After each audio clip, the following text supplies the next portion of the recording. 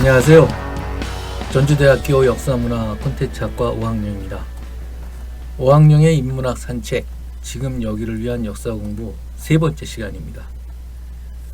지난 시간에는 두 번에 걸쳐서 구조와 자유의지에 대해서 살펴보았습니다.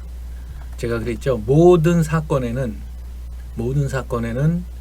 구조, 의지, 우연이 함께 들어있다. 근데 우리는 종종 그 가운데 어떤 하나만을 가지고 그 사건을 설명하려 하거나 원인을 그 하나에만 돌리려고 한다. 이러면서 이제 우리가 그 역사를 해석할 때 오류에 빠지거나 사실을 왜곡한다. 이런 얘기를 했습니다. 그래서 첫 시간에는 구조에 대해서 다뤘고요. 말하자면 틀이라고 그랬죠. 남자나 여자나 이런 것도 생물학적인 틀이고, 농업사회에서 태어났나 공업사회에서 태어났나 이런 것들도 사회경제적인 틀입니다. 그 틀이 있고, 그 다음에 이어서 이제 우리가 자유의지에 대한 얘기를 했습니다. 주로 이제 자유의지는 이런 건 우리 할 수 있다 하면 된다, 인간의 책임, 의지 같은 것들을 강조하는 일이라고 얘기를 했습니다. 복습 삼아서 한번 생각을 해보자면, 구조에만 이유를 돌릴 경우엔 구조가 중요합니다. 근데 그 구조에만 이유를 돌리면 항상 무슨 탓을 하게 되죠. 사회 탓, 남 탓, 다 마찬가지입니다. 의지에만 돌리게 되면 이런 경우에는 정말 맹목적인 하면 된다는 관념에 빠지기 쉽습니다. 우리가 이 구조와 의지의 문제를 가지고 찬찬히 생각을 해볼 만한 일들이 있습니다. 경우에 따라선 처음에는 의지였는데 이 나중에 나를 어떤 행위의 구조로 작동하는 경우도 있습니다. 예를 들어 볼까요? 나는 내 의지로 국문학이 좋아서 혹은 생물학이 좋아서 그 과를 택해서 갔습니다. 그러니까 그것을 선택할 때는 의지였는데, 선택하고 난 다음엔 생물학과가 자기의 혹은 국문학과가 자기의 규정력이 됩니다. 조건이 됩니다. 이렇듯이 구조나 의지가 거의 변하지 않는, 그러니까 구조가 거의 변하지 않는 경우도 있지만, 이렇게 어떤 의지적 선택이 나중에 구조가 되고 이런 경우들이 종종 생겨납니다. 말하자면 정치적인 어떤 그 당을 선택하는 것도 마찬가지죠. 수많은 우리가 선택을 한 것들이 저 고등학생들, 중학생이 고등학교 갈 때 자기가 선택해서 고등학교를 선택하는데 그 고등학교가 나중에는 자기의 규정이 되지 그 구조가 되지 않습니까? 조건이 되지 않습니까? 이런 경우가 생겨난다는 거죠. 그러니까 이 구조와 의지 사이에서도 무수한 변화, 양상들이 나타날 수 있다는 겁니다. 전에는 지구가 어떻게 도는지, 우주가 어떤지도 몰랐지만 과학 발전에 의해서, 지금 천문학의 발전에 의해서 지금 지구 우주의 역사가 135억 년인가요? 8년인가요? 5억 년 됐다고 하는 그런 정도의 세계에 대한 이해까지 도달하지 않았냐 하는 얘기들을 합니다. 그런 측면이 있죠. 그런 측면이 있습니다. 그런데 한편으로 국가로부터의 자유라든가 자기가 하고 있는 직업으로부터의 자유로부터 우리가 자유로워졌느냐 라고 묻는다면 의문스러운 점들이 많습니다. 이게 대표적으로 휴가 같은 경우를 보면 1년에 우리가 많이 쓰면은 10며칠, 그렇죠? 그렇습니다. 근데 고려시대, 조선시대 농민들은 농사를 짓기 때문에 추석 가을거지 지나서 가을거지 끝나면 다음번 농사 질 때까지는 그냥 멍석이나 짜고 이러면서 한 5달을 놉니다. 5달 노는 거 한번 상상해 보셨나요? 저 어렸을 때 그렇게 놀았습니다. 저희 할아버지 가끔 그 친구들 불러가지고 약주하시고 엿놀고 이러면서 노셨어요. 글쎄 이 사이에서 어떤 우열을 얘기할 수 있을는지는 제가 모르겠습니다. 분명한 것은 과거의 문명과 현재의 문명을 비교하면서 지금 문명이 우월하다, 진보했다고 하는 관념을 갖게 된 것 자체가 근대적인 현상이라는 뜻입니다. 오히려 동아시아의 경우에는 과거로부터 지금까지의 관념들이 역사의 흐름이 그러니까 요순시대 뭐 얘기를 하지 않습니까? 요순시대가 예전으로 따지면 추장들이 살던 시대인데, 그러니까 이 인간들의 삶의 규모가 그만큼 작았던 시대라는 거죠. 그때보다 왕정이 생겨나서 세습 왕정이 이어지고 이렇게 되어 왔던 이 문명의 흐름이 발전이나 진보라기보다는 오히려 타락까지는 아니지만 오히려 그 이전보다 못한 시대로 인식하는 경우가 훨씬 많았습니다. 이 점은 뭐 거의 특징적으로 많이 드러나죠. 그러니까 지금 우리가 알고 있는 머릿속에 들어있는 진보관, 이런 것들은 그 근대의 특수한 양상들입니다. 그런데 여기서 재밌는 부분이 있어요.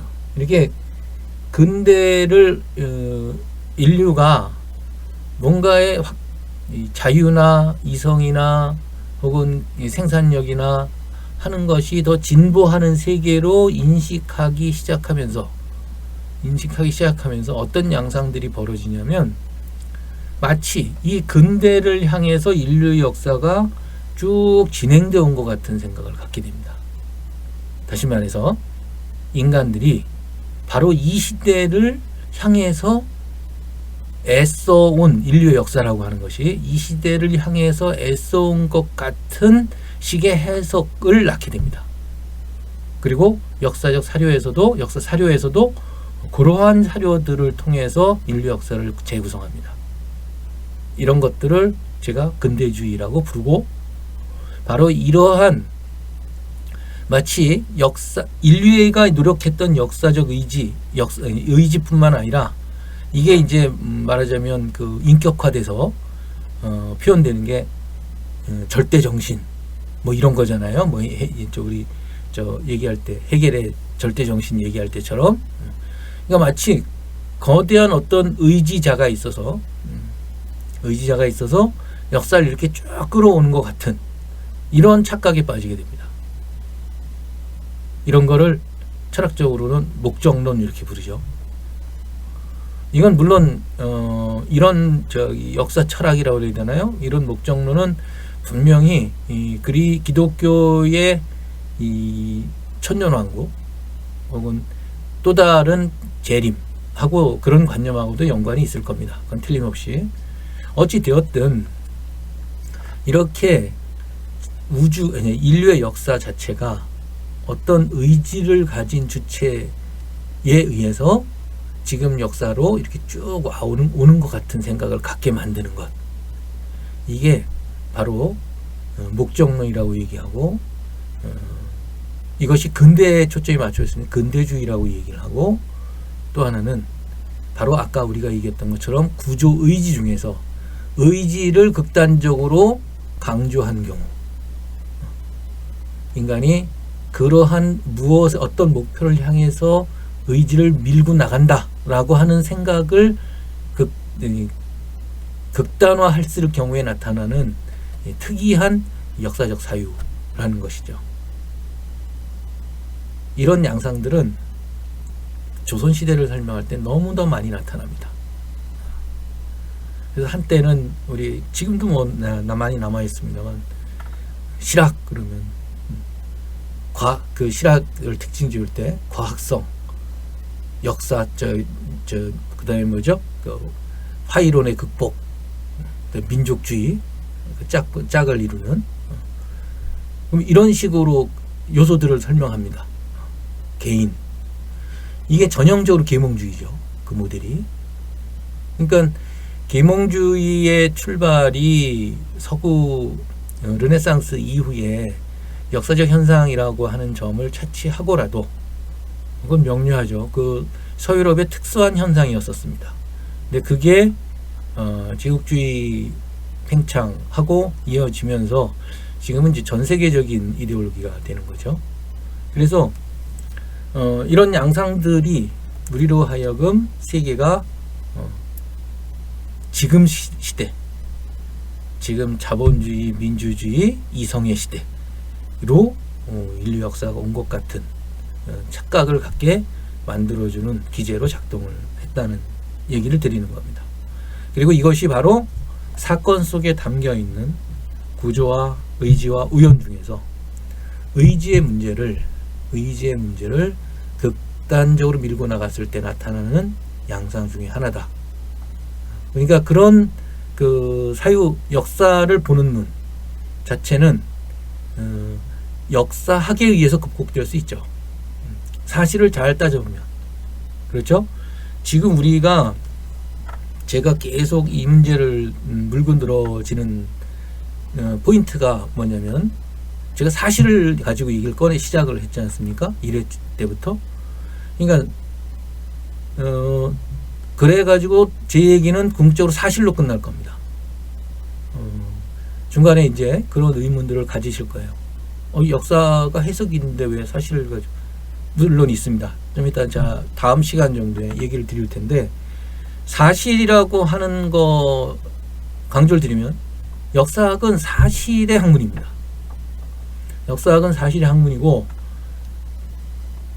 해석이 들어가지만 해석 없이도 역사적 사실은 존재합니다. 그리고 해석 없이도 역사 공부를 할 수 있습니다. 그런데 사실이 없으면 애당초 역사 공부는 불가능하고 해석 역시도 불가능합니다. 이 점을 아주 명료하게 얘기를 해야 됩니다. 그리고 지금 제가 얘기 드린 내용 중에서 오해가 있을까봐 다시 한번 강조하는데, 사실과 해석은 별도의 두 영역이 아닙니다.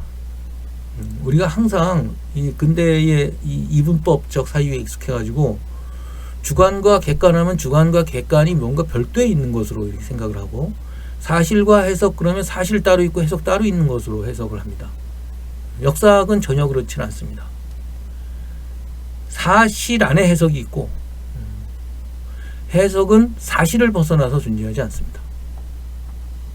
그러니까 우리가 명료성을 위해서, 사태를 명료하게 이해하기 위해서 사실이다, 해석이다, 관심이다, 이야기다 이런 말들을 하지만, 그것이 실제로 현실적으로 이루어지는 학문의 영역에서는 매우 같은 모습을 띠고 나타날 수도 있고 붙어서 나타날 수도 있고 이렇다는 점을 염두에 두고 제 얘기를 들어주셨으면 좋겠습니다. 그래서 지금까지 구조하고 의지의 문제를 다시 복습을 하면서 또다시 의지의 문제가 목적론이나 근대주의와 어떤 상관이 있나, 이 점을 얘기했는데요. 오늘 사실에서 나타나는 또 하나의 아주 흥미로운 변수, 우연의 문제를 얘기해 보도록 하겠습니다. 이 세 가지에 대한 인식이 있어야, 구조, 의지, 우연에 대한 인식이 있어야, 인식만 있으면 역사 공부를 하는데 제가 보기에는 한 70% 이상은 하는 것 같습니다. 자, 보세요. 이제 우연의 문제가 있습니다. 우리가 살다가 많은 경우 아쉬움을 느끼는 게, 물론 자기의 노력이 부족해서 아쉬움을 느낄 수도 있고 상황이 안 따라줘서 아쉬움을 느낄 수도 있지만, 아무튼 문학적이라고 그럴까, 아쉬움이 이렇게 산뜻산뜻 다가오는 건 마치 그 만나야 될 연인이 못 만나는 것처럼 이 우연의 문제가 개입이 되어 있습니다. 한번 이렇게 한번 찬찬히 찾아볼까요? 국어사전을 보면 우연은 아무런 인과관계가 없이 뜻하지 않게 일어난 일을 이렇게 설명하고 있습니다. 물론 틀린 말 아닙니다. 틀린 말 아닌데 이렇게 하다가 제가 정의를 다시 한번 내려봤어요. 뭐냐면 이렇게 생각하시면, 서로 계기라고 해도 좋고 목적이라도 좋고 원인이라도 좋은데, 왜냐면요, 미리 흔히 우리는 역사를 어떤 일어난 인과를 설명하는 과정이라고 생각을 하는데 의외로 인과의 설명을 물론 저 투키디데스도 그랬습니다. 투키디데스도 왜 펠로폰 맞나요? 페르시아 전쟁 맞나? 헷갈리는데 그 사건이 일어난 이유를 설명하는 것이라고 얘기를 했지 않습니까? 그 역사에 헤로도스의 역사에 보면 그렇게 써놨습니다. 우리가 알고 있는 페르시아 전쟁이죠. 그 영화 300에서 아주 오리엔탈리즘으로 번복을 해서 만들었던 좋지 않은 영화로 기억되는 그런 것처럼 아주 당연한 것처럼 생각을 하는데 또 상당히 실력 있는 사려 깊은 역사학자들이 실제로 역사에서 역사가 원인과 결과를 설명하는 것이라고 얘기할 수 있는가에 대해서 의문을 갖는 분들이 있어요. 대표적인 분이 프랑스 레지스탕스 활동하다가 잡혀서 죽었던 역사학자 있죠, 마르크 블로. 그분도 그런 입장을 취합니다. 왜 그런가 전후를 한번 이렇게 확인해 봤더니 사람들이 원인이란 말을 쓸 때 그 원인이란 말에 담겨 있는 함축이 너무도 다양하다는 겁니다. 그러니까 말하자면 명분을 물론 영어에서는 코스가 원인이 명분도 있잖아요, 그죠? 명분도 있고, 그러니까 직접적인 원인도 있고 간접적인 원인도 있고. 우리가 원인이 뭐다라고 했을 때 동기도 있을 수 있고 어떤 사물들 사이에 계기도 있을 수 있고 그 다음에 그 사람이 뭔가 하는 목적도 원인으로 우리가 사용하기도 합니다. 그러니까 원인이란 말이 매우 모호하다는 거예요. 사람들이 실제로 사용할 때. 그렇다고 해서 저는 원인을 그 모호함이 어떤 사건의 원인을 설명하고 해설하는데 무의미한 것이라고는 생각하지 않습니다만 어쨌든 우리가 원인이라는 말을 사용할 때는 그 원인이 어떤 맥락으로 사용되고 있는가 하는 점을 환기하는 것은 의미가 있을 것 같다는 판단을 갖게 됩니다. 그런데 여기서 이제 우연 얘기를 하다가 제가 우연에 대한 정의 문제를 얘기하다가 여기까지 왔습니다. 우연은 서로 목적, 계기가 다른 두 개 이상의 행위가 만나거나 서로 목적, 계기가 같은 두 개 이상의 행위가 만나지 못하는 거다. 저는 이렇게 정의합니다. 이 우연을 우리가 흔히 이제 우발적 사건, 요행, 운수 이렇게도 설명을 하는데 이렇게 하면은 사건을 설명하는데 모호해집니다. 그래서 이제 그걸 설명하기 위해서 우연이라는 말을 제가 조금 전에 말씀드렸던 것처럼 이렇게 정의를 한번 내려보고 시작하는 겁니다. 여기서 먼저 한 가지 더 짚고 넘어갈 건 종종 우연을 필연하고 대립시키는데요. 이거 제일 많이 오해하는 것들 중에 하나인 것 같아요. 뭐냐면 오학령은 언젠가 죽습니다. 이건 생물로서의 오학령의 필연성입니다. 그런데 나중에 제가 무슨 병에 걸려가지고 죽거나 사고로 죽거나 하는 데는 우연히 게재를 합니다. 그러니까 오학령의 죽음이라고 하는 것 속에는 생물학적인 필연성과 사건의 어떤 우리가 아까 살펴봤듯이 사건에 담겨있는 우연성이 항상 같이 존재합니다. 그 말을 다시 바꾸면 필연은 인간이라고 하는 조건으로 얘기할 수 있고 그렇죠? 그리고 그 필연은 또다시 제가 얼만큼 건강하게 살려고 노력했는가라고 하는 제 의지의 문제도 담겨 있게 마련입니다. 안녕하세요. 오창익입니다. 인권연대는 정부나 기업의 지원을 사양하고 오로지 시민의 참여로만 운영하는 100% 순도의 민간 인권단체입니다. 1999년 창립 이래 한눈 팔지 않고 오로지 인권운동에만 매진해 왔습니다. 인권연대 회원으로 참여해 주세요. 인권연대 회원이 늘어나면 그만큼 인권연대 활동도 풍부해지고 활발해집니다. 인권연대 회원 가입은 인권연대 홈페이지를 참고해 주세요. 감사합니다.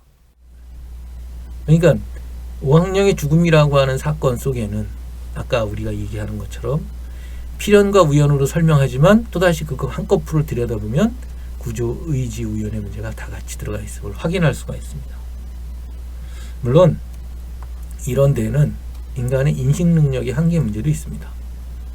이거는 일단은 놔두고 가야 됩니다. 종종은 이 인식 능력의 한계를 또다시 확대해가지고 우리가 할 수 있는 게 뭐가 있겠어 뭐 이렇게 생각을 해요. 이런 게 뭐죠? 대표적으로 그렇습니다. 불가지론입니다. 한다고 되겠어 뭐 그냥 적당히 뭐 상황에 따라 하는 거지. 이런 말을 역사학에서는 상대주의라고 얘기하죠. 끊임없는 상대주의에 빠져버립니다. 그래서 이런 인식 능력의 한계가 어디까지인가를 정리하는 것. 이래서 이제 우리 전문적인 훈련을 받는 분들은 논문이나 이런 걸 쓸 때 기존 연구들을 한번 먼저 앞에 정리를 하죠. 지금까지 우리가 아는 건 어디까지고 모르는 건 어디까지다. 근데 지금 단계에서 나는 어느 부분을 얘기하는 거다. 이거 매우 중요한 거죠. 이래야 불가지론에 안 빠집니다. 그래서 저는 이런 점이 참 학문을 할 때 좋습니다. 내가 어디까지 알고 어디까지 모르는 것을 정리해 놓고 시작하는 거. 저 논에 보면 나오잖아요. 지지 부지가 시지하라. 아는 거를 안다 그러고 모르는 걸 모른다 그러는 것은 진짜 아는 거다. 이 사람은 모르는 게 있을 수밖에 없잖아요. 근데 더 중요한 건 진짜 아는 건 아는 거와 모르는 거가 뭔지를 아는 거. 이 정말 파워풀한 언명이다는 생각이 들었습니다. 자, 그러니까 이렇게 우리가 역사든 혹은 사태를 판단하는 데서 역시 제일 중요한 건 뭘 알고 뭘 모르고. 진짜 프로페셔널한 이 전문가라고 한다면 그걸 얘기해 주는 거죠. 지금까지는 여기까지는 아는데 그 다음 여기부터는 아직은 우리가 모른다. 그렇죠? 이게 훌륭한 천문학자나 생물학자들 이렇게 글들을 세건이나 이런 것들 캔델 같은 책들 읽어보면 딱 그걸 정리해 주잖아요. 앞으로 해야 될 건 어디고 여기까지는 우리가 해왔고 이런 것들. 자, 우연 문제를 얘기할 때 한 가지만 더 볼게요. 흔히 우연을 임의성하고 혼돈을 하는 경우가 있습니다. 우리 간단한 산수가 아니라 이게 수학이죠. 주사위가 제가 지금 던졌는데 3이 나왔습니다. 다음번에 다시 한번 던졌을 때 3이 나올 확률은 그렇습니다. 여기서 5분의 1이다. 앞에 3이 먼저 나왔으니까 이렇게 얘기하면 수학 시간에 좋은 사람이고요. 6분의 1입니다. 왜냐하면 처음 던졌을 때와 두 번째 던졌을 때의 사건 사이에 아무런 앞에 사건이 뒤에 사건에 영향을 미치지 않습니다. 독립적 사건입니다. 그러니까 이 두 가지 사건 중에서 앞에 사건하고 뒤에 사건이 지금 아무런 연관성을 가지지 않은 채 전적으로 독립되어서 발생하는 것, 이것을 임의적이다라고 표현합니다. 그런데 우리 속담에 콩 심은데 콩 나고 팥 심은데 팥 나고 아주 이런 속담이 있죠. 근데 임의성이라고 하는 게 콩 심은 데서 팥 나는 게 아닙니다. 콩 심은 데서는 절대 팥이 나지 않습니다. 이거는 콩이라는 생물학 콩의 DNA를 무시하는 발언이죠. 이런 일은 죽었다 깨어나도 일어나지 않습니다. 그런데 콩 심은 데서 콩이 안 나올 수도 있고 는 있습니다. 왜 그렇죠? 비가 오지 않았거나 콩을 새가 날라와서 파먹었거나 병충해로 상할 수가 있습니다. 그죠? 그럴 때는 콩이 안 열릴 수도 있습니다. 농부는 콩을 수확하려고 했는데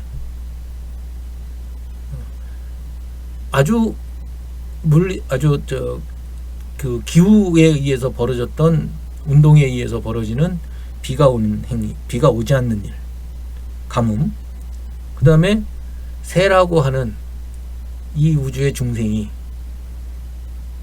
먹고 살기 위해서 자기 눈앞에 보이는 콩을 파먹는 행위, 혹은 저기서 어디선가 숨어 있다가 날라온 깐부기병이 같이 겹쳐가지고 농부의 의지하고 상관없이 콩을 나오지 못하게 합니다. 이런 것들은 서로 다른 기기나 목적을 가진 행위들이 만나는 거죠. 그래서 콩을 심은 곳에서 콩이 안 나오는 일이 생기게 만들어 버립니다. 이런 것처럼 역사에는 안 생길 것 같았는데 이렇게 어떤 일이 만나가지고 생기는 경우가 있는가 하면, 역으로 많이 만났으면 무슨 일이 벌어졌을 것 같은데 이게 피해가는 경우도 생깁니다. 그래가지고 클레오파트라의 콘이 이런 얘기를 합니다. 그런데 이런 사태 중에서 아주 흥미로운 사건이 하나 있었죠. 제가 얼마 전에 레미제라블을 봤습니다. 빅토르 위고의. 이거는 영화 레미제라블 말고 소설. 이거 5권으로 나왔더라고요. 예전에 우리 장발장 그래가지고 교양문고 이래가지고 읽을 때 보면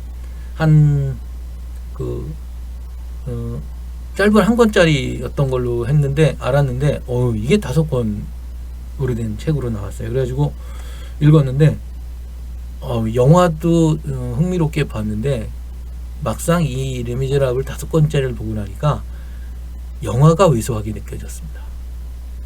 그래서 제가 꼭 이 레미제라블은 한번 꼭 읽고 죽는 게 좋다 하고 제가 학생이나 만나는 분들한테 권유하는데요. 이게 레미제라블만 가지고 있는, 레미제라블은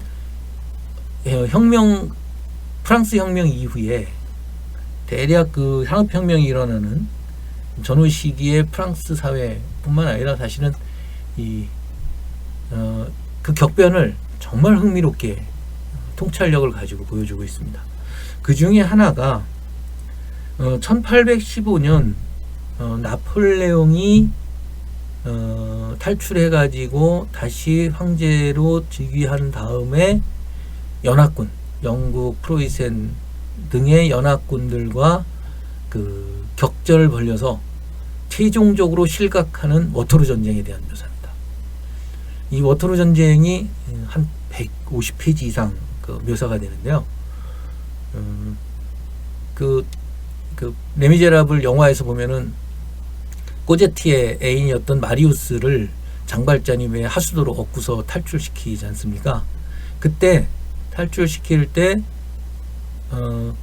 그 장면이 이 레미제라블 번역본에서도 역시 150페이지 정도로 묘사가 됩니다.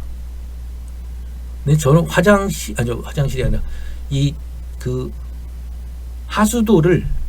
하수도를 그렇게 역사적으로 고증하는 이 서술을 본 적이 없습니다.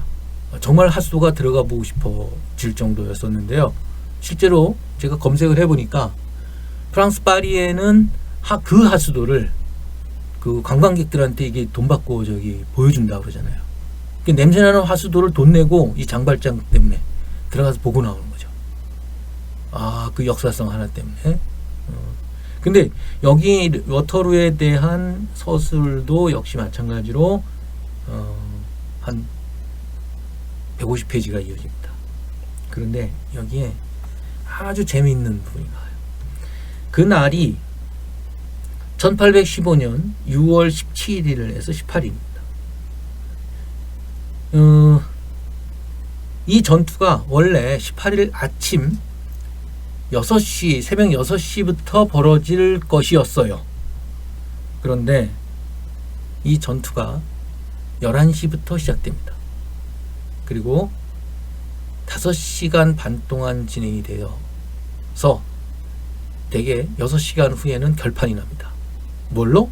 프랑스의 패배로, 나폴레옹군의 패배로.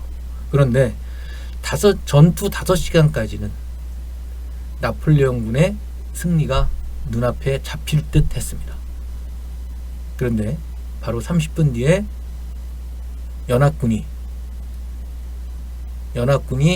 프로이센 연합군이 합세를 함으로 인해서 프랑스군이 격퇴를 당하게 됩니다. 그러면서 위고는 6시에 전투를 시작했으면 어떻게 됐을까? 이 말을 꺼내요.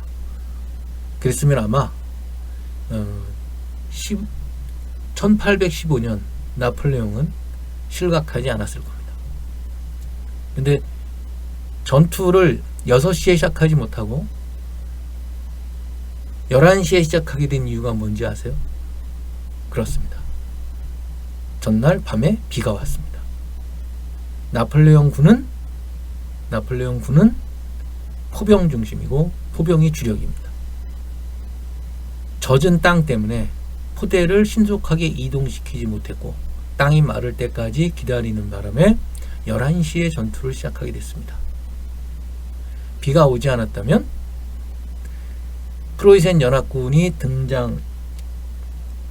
지원을 오기 전에 이미 프랑스의 승리로, 나폴레옹의 승리로 끝났을 겁니다. 흥미롭죠? 역사가 이렇게 전날 밤에 비온 하나의 사태로 인해서 이렇게 바뀌기도 합니다. 그런데 흥미로운 건요, 이 빅토르 유고가 여기서 끝내질 않는다는 거죠. 엄청나게 천운이 따른 것 같고 연합군의 입장에서는. 그런데 이렇게 표현을 합니다. 워터루 전쟁의 역사적 의미를 세계의 얼굴을 바꾸는 것이라고 정확히 포착합니다. 이건 무슨 말이냐면 프랑스 혁명 이후로 1789년 이후로 나폴레옹이 대륙을 휩쓸었던 행위는 그 유명한 말이죠. 헤겔이 그 나폴레옹의 진군을 보면서 마상의 자유정신이 움직인다고 표현을 했고, 베토벤은 그것 때문에 영웅교향곡을 쳤던 유명한 얘기잖아요. 그것처럼 그때 당시의 지식인들에게는 그야말로 새로운 세계의 확산으로 나폴레옹이 여겨졌다는 거죠. 그런데 그래서 이 나폴레옹 법전 하면은 그 유명한 우리가 알고 있는 어떤 그 나폴레옹 법전에선 법 앞에서 평등과 능력에 따른 출세, 모든 국민이 노동과 신앙, 양심의 자유를 갖는다고 선언합니다. 사유재산의 신성 불가침도 역시 나폴레옹 법전에 언명이 돼 있어요. 이미 나폴레옹 자신이 황제라고 하는 구체제의 모습을 띠고 있지만 이미 나폴레옹 자신은 구체제를 부정하는 역사적 흐름 속에 서 있던 거죠. 그러니까 이러한 측면이 워터루 전쟁에서 나폴레옹이 이겼든 졌든 상관없이 이미 나폴레옹은 19세기 초반에 그 역사적 흐름에서 자리를 잃고 있었다고 빅토르 유고는 관찰하고 있는 겁니다. 우연이라고 하는 것이 어떤 시간의 텀 속에서는, 짧은 시간의 텀 속에서는 격변, 아쉬움 같은 것을 낳아주기는 하는 것 같습니다. 그러나 역시 흐름의 문제에서는 근데 또 그 작은 텀 속에서 벌어지는 변화를 인간들이 그렇게 또 무시할 수 있는 부분은 아니잖아요. 그러니까 우연이라고 하는 게 만일 나폴레옹 체제가 그렇지 않았다면 이건 역사적으로는 무의미한 질문입니다. 제가 나중에 한 번 더 얘기를 드리겠지만 역사적으로 발생하지 않은 사건을 얘기하는 건 무의미한 질문입니다. 이순신 장군이 살았다면 이런 질문은 역사적으로 무의미한 질문입니다. 그렇게 상상해놓고 마음대로 얘기하는 건 좋아요. 그러나 그건 역사적으로는 아무런 의미가 없는 질문입니다. 그렇죠? 이런 거 정도는 무슨 말인지 전달이 되리라고 생각합니다. 그래서 이 흥미로운 건 이게 좀 선적인 부분 표현을 쓰는데 빅토르 유고는 역사적인 무한에 나폴레옹은 이미 거스르고 있었다 이렇게 표현합니다. 그 무한을 저는 이렇게 해석하는 거죠. 그 시기의 구조와 사람들이 만들어 가려고 어떻게 나폴레옹 전쟁을 받아들이냐고 하는 사람들의 생각 의지 그리고 비가 오는 그 우연 이 세 가지를 다 묶어서 빅토르 위고는 무한이라는 언어로 표현한 거 아닌가 하는 생각을 하는 것이죠. 이 15년 전쟁 이후로 1815년 이 나폴레옹 전쟁 이후로 유럽의 각 군주들은 눈치 보기에 들어갑니다. 이게 이제 새로운 세상이 왔어요. 그렇기 때문에 이 군주들 간의 또 다른 전쟁이 벌어질 경우엔 다시는 또다시 이 전쟁을 통해서 자유정신의 확산, 그때 당시의 역사적 상황 속에서 다시 말해 구체제를 붕괴시키는 운동의 확산이라고 하는 것이 불가피하다는 것을 감지하기 시작해서 흔히 얘기하는 겁먹은 평화가 한 10여 년 동안 유지가 됩니다. 10여 년은 좀 더 가나요? 지금 오늘 이 시간에 우연의 문제를 지금 설명을 하고 있었습니다. 그래서 우연은 일어난 것도 우연이고 안 일어난 것도 우연이죠. 그래서 서로 목적이나 계기가 다른 사건들이 만나서 생기는 우연이 있는가 하면 그 목적이나 계기는 같은데 이게 타이밍이 안 맞거나 이래가지고 어긋나는 우연도 있습니다. 그 중에서 빅토르 위고가 아주 잘 설명했던 것처럼 나폴레옹의 1815년 6월 18일 워터루 전쟁에서 전날 밤에 비가 옴으로 인해 가지고 프랑스군의 승리가 아니라 영국 프로이센 연합군의 승리로 기결됐던 워터루 전쟁, 유럽의 역사의 한 페이지를 바꿔놨던 사건을 예로 들어서 한번 설명을 해보았습니다. 이게 3번에 걸쳐서 제가 구조, 의지, 우연 이 문제를 다루었습니다. 이제는 한번 요걸 가지고 또 다른 역사학의 과제, 숙제인 이번엔 사실과 해석의 문제 이런 문제들을 한번 다뤄보도록 하겠습니다. 이거는 4회차 다음 시간에 하도록 하겠습니다. 고맙습니다. 안녕하세요. 장발장은행의 대표를 맡고 있는 홍세화입니다. 200만원, 300만원 벌금을 내지 못해 감옥에 갇히는 분이 매년 4만 명이 넘습니다. 장발장은행은 이분들에게 무이자 무담보로 대출을 해주고 있습니다.